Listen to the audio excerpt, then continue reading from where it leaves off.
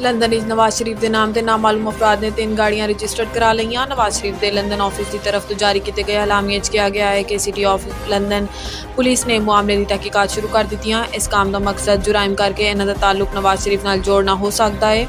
Nawaz Sharif London office के जिम्मेदार Khurram Bhatt police को खदशात तो आगाह कर दिया गया। खुरम भट्ट का कहना है कि नवाज शरीफ के नाम रजिस्टर्ड गाड़ियां दहशतगर्दी ते धोखाधड़ी दे इस्तेमाल हो सकदियां ने। गाड़ियां की तफसील मुतलका महकमा DVLA ने ईवन फील्ड में भी भेज दी। मार्च नवाज शरीफ ऑफिस ने DVLA ਨੂੰ फ्रॉड तो आगाह कर दिता सी। खुरम भट्ट के मुताबिक अप्रैल 2023 एक और गड्डी नवाज शरीफ के नाम से रजिस्टर्ड हुई। नवाज शरीफ के नाम तीसरी गाड़ी का ट्रैफिक जुर्माने के वक्त पता चलिया। दूसरा के नाम से गाड़ी रजिस्टर्ड कराने वाले जल्द पकड़े जाएंगे। पुलिस को दसिया गया है कि PTI के सपोर्टर्स इस फ्रॉड मुलविस हो सकते हैं। लंदन पुलिस के मुताबिक नवाज शरीफ लंदन ऑफिस की जानिब तो गाड़ियों की रजिस्ट्रेशन के मुतल्लिक शिकायत की तहकीकात कर रहे हैं। Army chief general Asim Munir ने कायम मकाम अफगान वजीर खारजा अमीर खान मुत्तकी दे मुलाकात दी। मुत्तकी नाल मुलाकात की जिदे इलाकाई सलामती बॉर्डर मैनेजमेंट ते बाहमी दिलचस्पी के अमूर ते तबादला ख्याल किया गया। पाक फौज के शोबे ताल्लुकात आमद के मुताबिक मुलाकात मौजूदा सिक्योरिटी माहौल बेहतरी लई मैकेनिज्म बेहतर बनाने ते गुफ्तगू की गई। Army chief general Asim Munir का कहना है कि दहशतगर्दी ते इंतहा पसंदी के मुश्तरका चैलेंजेस को निपटन लई ताउन बढ़ाना जरूरी है। ISPR के मुताबिक अफगान वजीर खारजा ने अफगान अवाम लई पाकिस्तान की रिवायती हिमायत नूं सराहा। अमीर खान मुत्तकी का कहना है कि इलाकाई इस्तेकाम ते खुशहाली के फरोग लई पाकिस्तान के नाल मिल के काम करना होएगा। ISPR के मुताबिक आर्मी चीफ ने अफगान अबूरी हुकूमत की जानिब तो मुकम्मल हिमायत अज़म की जरूरत का अदा किया ते मुस्तहकम पुरअमन ते खुशहाल अफगानिस्तान लई पाकिस्तान के अज़म का अदा भी किया।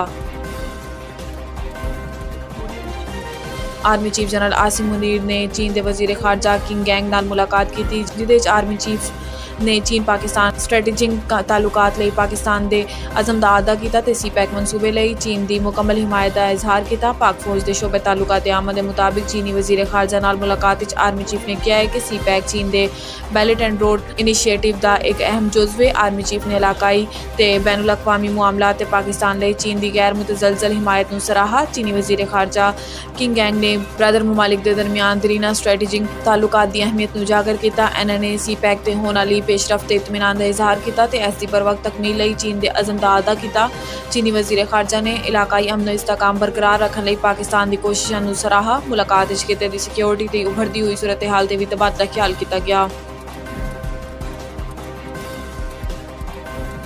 पार्लीमान के इस्तेहकाक ते आइनी इख्तियार का हर सूरत तहफ़ुज़ करांगे। वज़ीर आज़म शहबाज शरीफ ने कहा है कि पार्लीमान के इस्तेहकाक ते आइनी इख्तियार का हर सूरत तहफ़ुज़ करांगे। पार्लीमेंट अपने दायरे च रहकर अपना हक मनवाएगी। लंदन विच मुस्लिम लीग नून के सरबराह ते साबिक वज़ीर आज़म मियां नवाज शरीफ नाल मुलाकात तो बाद मीडिया नाल गल करते हुए शहबाज शरीफ का कहना है कि साकिब निसार ने नवाज शरीफ नूं नाअहल करन ते कलीदी किरदार अदा किया ते झूठे ते बेबुनियाद इल्ज़ामात ते नवाज शरीफ नूं नाअहल किया। साकिब निसार दिन रात सो मोटिव का इख्तियार इस्तेमाल करते रहे। इन्होंने कहा है कि इन्होंने अवामी मुफाद दे किसी केस से सो मोटिव नहीं लिया। वज़ीर आज़म का कहना सी कि साकिब निसार का एक ही मकसद सी नवाज शरीफ नूं हराना ते इमरान खान नूं कामयाब करना। साकिब निसार PTI की सियासी एजेंट के तौर पर काम कर रहा सी। ऑडियो लीक्स ने हुण तमाम किरदारां नूं बेनकाब कर दिता। इसके बेटे की ऑडियो लीक सामने आई है। क्या हुण भी कोई शक रह जाता है? साजिश है कि किसी तरीके तो दोबारा इमरान खान नूं लाया जाए।